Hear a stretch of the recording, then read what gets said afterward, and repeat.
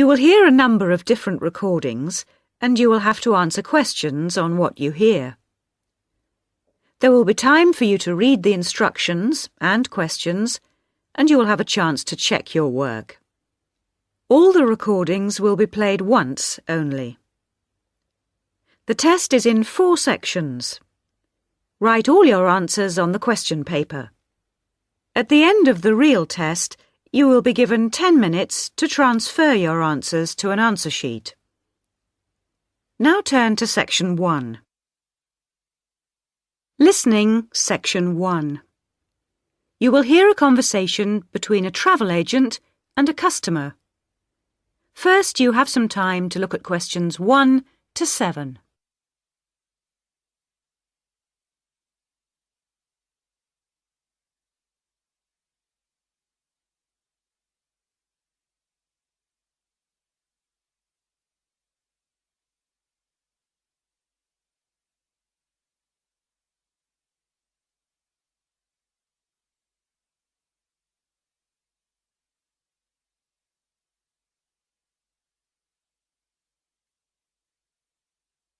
You will see that there is an example that has been done for you.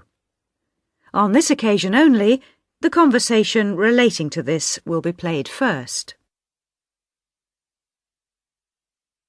Good morning. Can I help you? Yes, I'd like to get some information about trips to New Zealand. Certainly. Take a seat and I'll be right with you. Thanks. Now, where would you like to go in New Zealand? Well, I was hoping to do a bit of travelling around, actually. There are a few things I'd like to see and do before I go back home. Right. One thing I really want to do is go to Christchurch. I have relatives living there that I can stay with, my mother's cousin, and I've heard it's a nice place. The woman says she has relatives living there. So the first activity, visit family, has been circled. Now we shall begin. You should answer the questions as you listen, because you will not hear the recording a second time. Listen carefully and answer questions 1 to 7. Good morning. Can I help you? Yes, I'd like to get some information about trips to New Zealand. Certainly. Take a seat and I'll be right with you. Thanks. Now, where would you like to go in New Zealand? Well, I was hoping to do a bit of travelling around, actually. There are a few things I'd like to see and do before I go back home. Right. One thing I really want to do is go to Christchurch. I have relatives living there that I can stay with, my mother's cousin, and I've heard it's a nice place. Yes, it's a lovely city. And staying with relatives will help with the budget, of course. The budget? It will save you some money. Oh, right. Well, I'm not too worried about that. I've saved quite a bit of money working in Australia. Oh, that's nice. Good for you. Well, you know that New Zealand consists of 2 main islands, the North Island and the South Island, and Christchurch is on the South Island. Is it? I was never very good at geography at school. Do you have a map I could look at? Sure. Here we are. Right, I see. And, well, then I'd also like to spend some time in Auckland, and maybe I could do an English language course there. Can you organise that sort of thing for me? Oh, certainly. We'd be happy to arrange that. But bear in mind that Auckland is in the North Island. OK. And I'd also like to do some skiing or maybe even some snowboarding. I hear New Zealand is a great place for that. Yes, absolutely. But you should go to Auckland first for your studies, and then you can get the ferry across to the South Island and take the bus down to the snow. Oh, I don't like boats very much. I'm not much of a sailor. I think I'd prefer to fly. Right. What about joining a walking tour? That could be really fun. Not sure about walking, but joining a tour might be a good way to travel because then I might make some friends my own age. Now, let's get some details. Can I have your name, please? Yes, it's Su Ming Lee, but you can call me Sue. OK, Sue. And what's your address here in Melbourne? I'm living with my aunt in the suburb of Kew. It's 29 Lock Street. That's Loch, not Lock. Do you have a phone number that I can get you on? The best thing would be if I give you my mobile. I always have it on me. It's 0402 558 992. OK.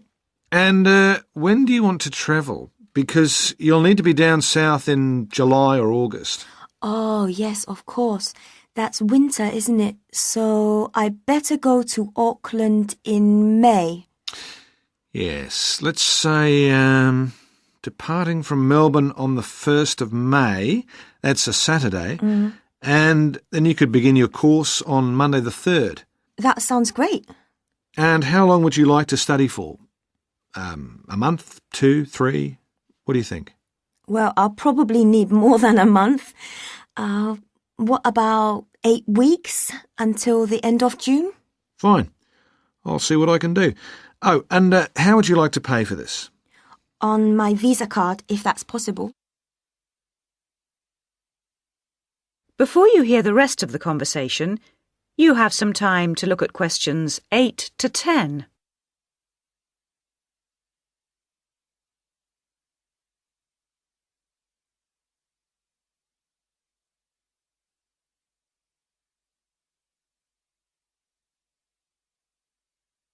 Now listen and answer questions 8 to 10. Hello, Sue. It's Angelo from Cosmos Travel here. I've booked your flight and I've found you an English college called the Harbour Language Centre. Great. Where exactly is that? Well, have you got that little map I gave you yesterday? Yes? You see where the harbour is with the 3 wharves and the water? Yes. Got that? OK, there are 2 parallel streets. Quay Street, that's Quay, and Customs Street. The building where the college is located is on Quay Street, opposite Prince's Wharf. Right. Got it. And what about accommodation? Well, I've booked you into a hotel for the first 3 nights, and then the accommodation officer will find you a family to live with. Good. And where's the hotel? It's a short walk from the college, on the corner of Queen Street and City Road. Which corner exactly? On the left-hand side as we're looking at the map. OK, near the little park. Yes, that's right. And what about a good bookshop? I'm going to need to buy a dictionary and some English books. Yes, well, I believe there's a really good language bookshop on the corner of Customs Street and Queen Street. It's near the college, so that's pretty convenient. Thank you so much. You've been really helpful. That is the end of section 1. You now have half a minute to check your answers.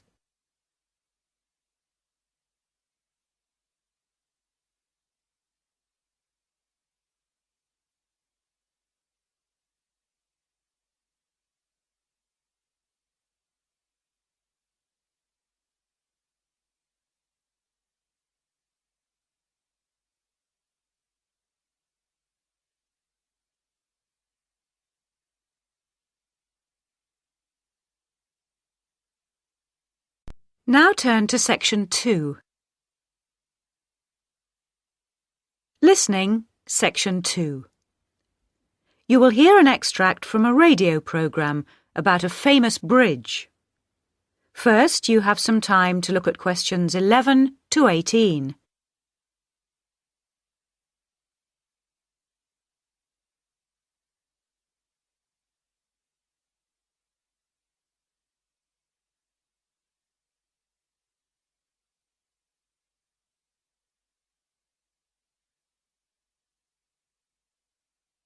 Now listen carefully and answer questions 11 to 18.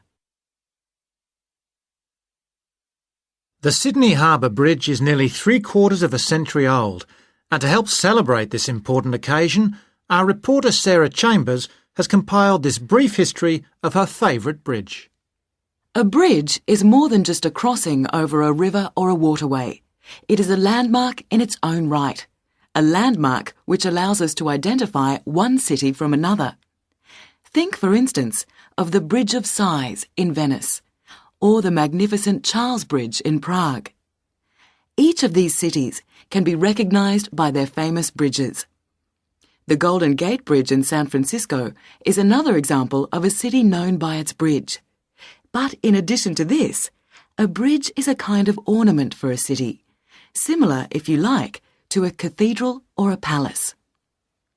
Here in Sydney, we may not have our own palace, but we do have our famous and much-loved bridge, the Sydney Harbour Bridge, which is sometimes affectionately known as the coat hanger because of its arched shape.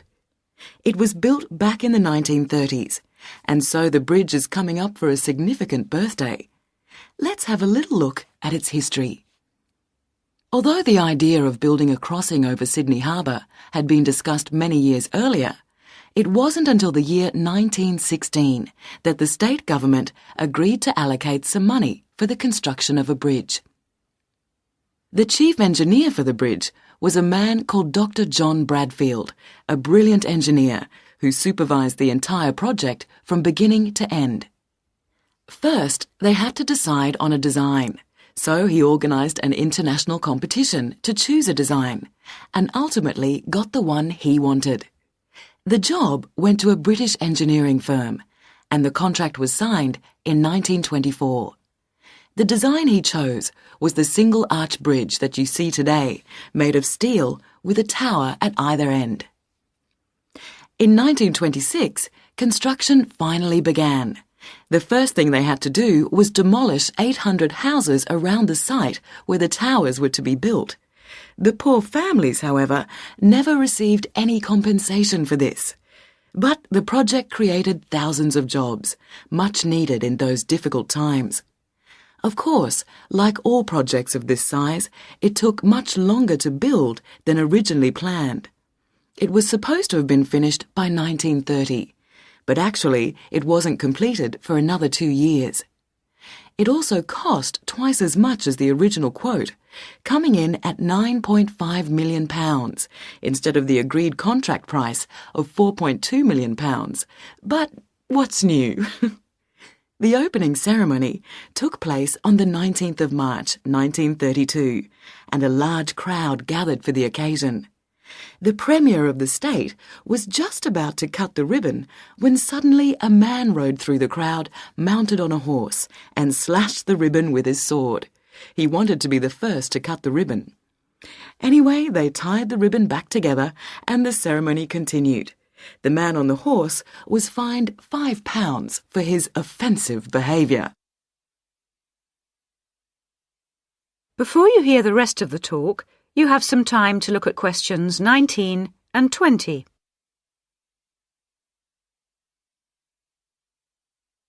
Now listen and answer questions 19 and 20.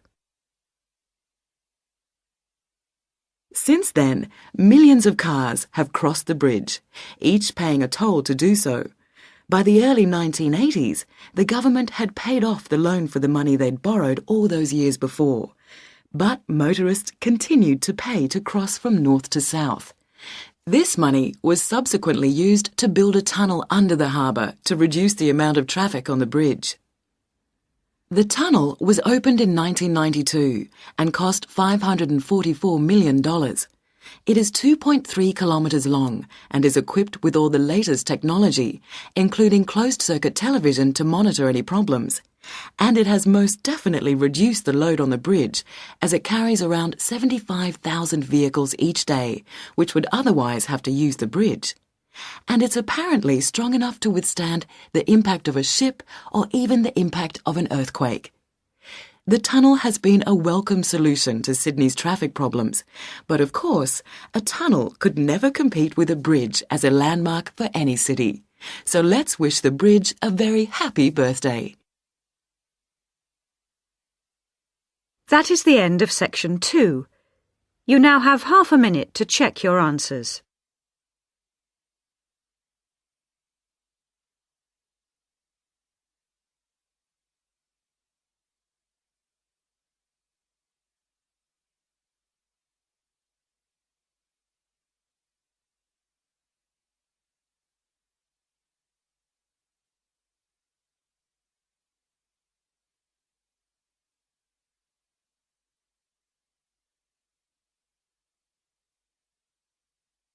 Now turn to section 3. Listening, section 3. You will hear 2 students discussing the subject of rock art. First, you have some time to look at questions 21 to 27.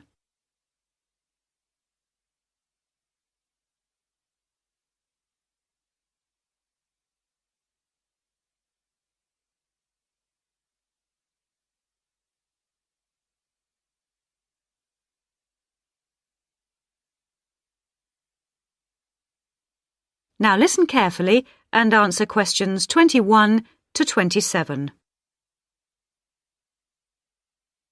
Hello, David. Oh, hi, Mia. Sorry I'm a bit late. Oh, no problem. Thanks for agreeing to help me with my assignment today. I really needed to go over it with someone. Sure. You were going to talk about European rock art, weren't you? Yes, the rock drawings in the caves of Lascaux in western France. Oh, fantastic. Over 13,000 years old, I believe. What sort of drawings are they? They're drawings of animals on the whole, but you can also find some human representations, as well as some signs. There are roughly 600 drawings at Lascaux. Really? Were they mostly pictures of bulls? Well, no, actually. The animal most depicted was the horse. Have a look at this graph. It shows the distribution of the different animals. You see, first the horse, and then, after that, a sort of prehistoric bull. Oh, OK. That's interesting, isn't it? And the third most commonly drawn creature was the stag. There were some other animals, but these are the main ones. What are the drawings like? I mean, what sort of style?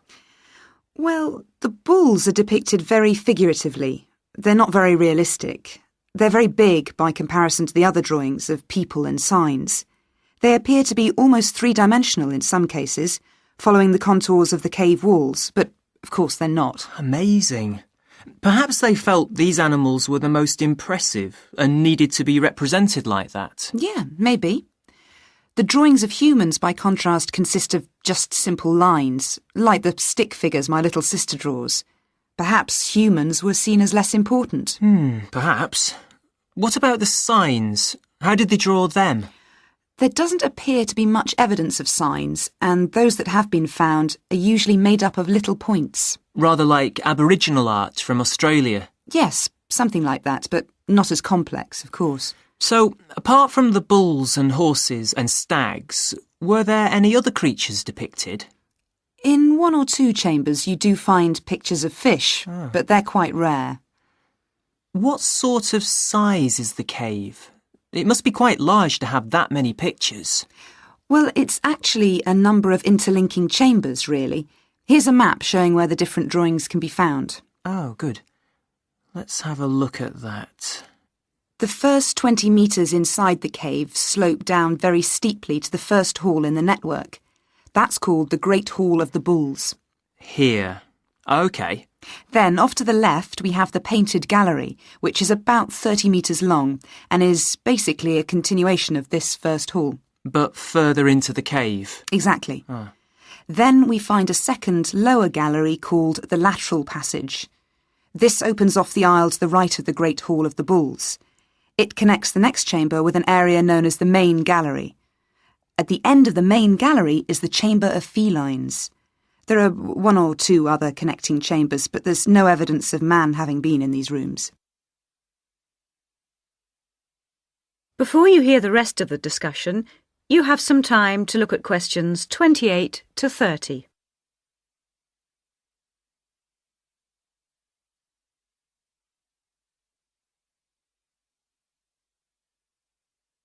Now listen and answer questions 28 to 30. Is the cave open to the public today? Well, no, because after the initial discovery in 1940, it was opened and literally millions of people came through to see the drawings. Then, in the 50s, the experts started to worry about the damage being done to the drawings, and the government finally closed the Lascaux cave in 1963. Is that so? It wasn't really the tourists that were doing the harm, but the fact that after thousands of years the cave was suddenly open to the atmosphere, and so bacteria and fungi started to destroy the pictures. You need a special permit to enter the cave now, and very few people can get that, unless they're scientists or have some official status. It's a shame, but I can see that they had to do something to protect the cave. So that means you can no longer see this rock art. Well, not exactly. What they've done is recreate the drawings in a man-made cave, which you can visit. Oh, brilliant. Yeah, the authorities decided to reproduce the two best sections of the site, so they've created a life-size copy of the Hall of the Bulls and of the painted gallery. It's just a cement shell, which corresponds in shape to the interior of the original. So now you can visit the caves without actually harming any of the 13,000-year-old paintings. Mm-hmm. That is the end of section 3. You now have half a minute to check your answers.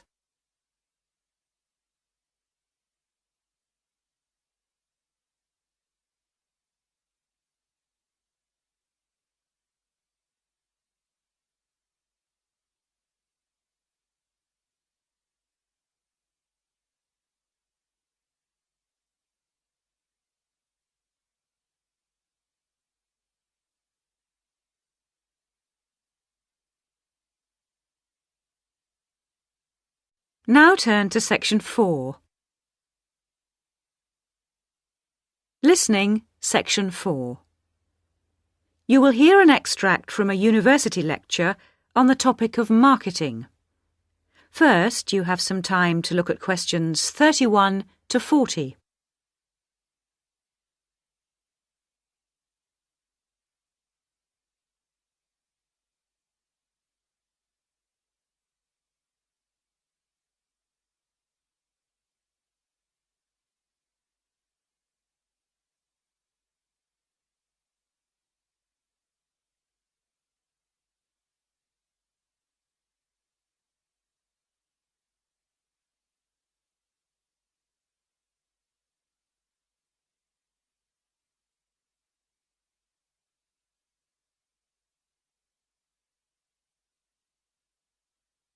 Now listen carefully and answer questions 31 to 40. Last week we looked at some general principles associated with marketing, and today I'd like to look at some of those points in a little more detail. So, what is marketing? Or put another way, what does the term marketing mean? Many people think of it simply as the process of selling and advertising. And this is hardly surprising when every day we are bombarded with television adverts, mail shots, and telephone sales. But selling and advertising are only two functions of marketing. In fact, marketing, more than any other business function, deals with customers. So perhaps the simplest definition is this one. Marketing is the delivery of customer value and satisfaction at a profit. In other words, finding customers, keeping those customers happy, and making money out of the process. The most basic concept underlying marketing is the concept of human needs. These include basic physical needs for things like food, as well as warmth and safety. And marketers don't invent these needs. They're a basic part of our human makeup. So, besides physical needs, there are also social needs, for instance, the need to belong and to be wanted. And in addition to social needs, we have the need for knowledge and self-expression, often referred to as individual needs. As societies evolve, members of that society start to see things not so much in terms of what they need, but in terms of what they want. And when people have enough money, these wants become demands. Now, it's important for the managers in a company to understand what their customers want if they're going to create effective marketing strategies, so there are various ways of doing this. One way at supermarkets, for instance, is to interview customers while they're doing their shopping. They can be asked about their buying preferences, and then the results of the survey can be analyzed. This provides reliable feedback on which to base future marketing strategies. It's also quite normal for top executives from department stores to spend a day or two each month visiting stores and mixing freely with the public, as if they were ordinary customers, to get an idea of customer behavior. Another way to get information from customers is to give them something.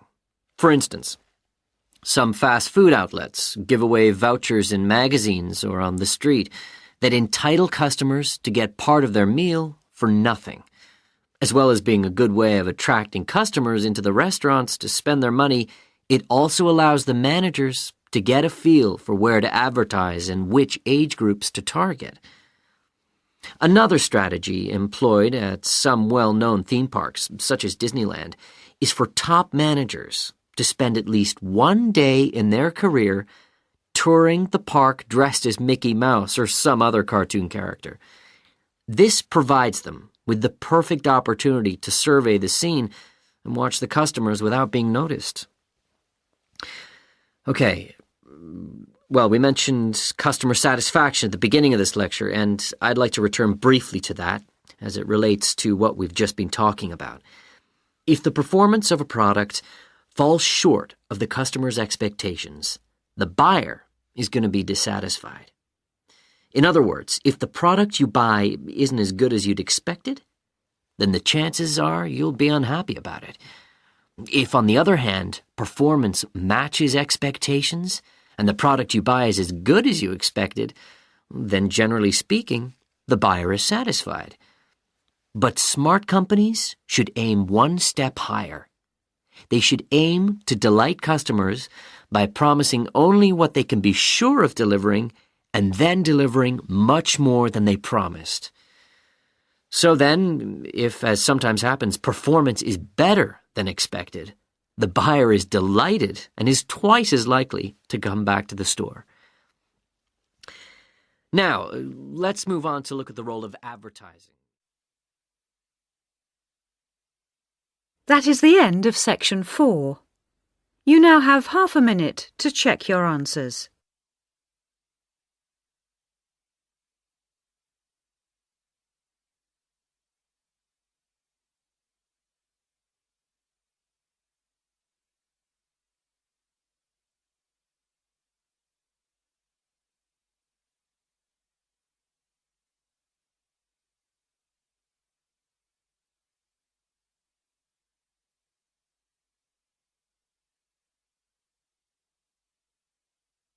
That is the end of the listening test.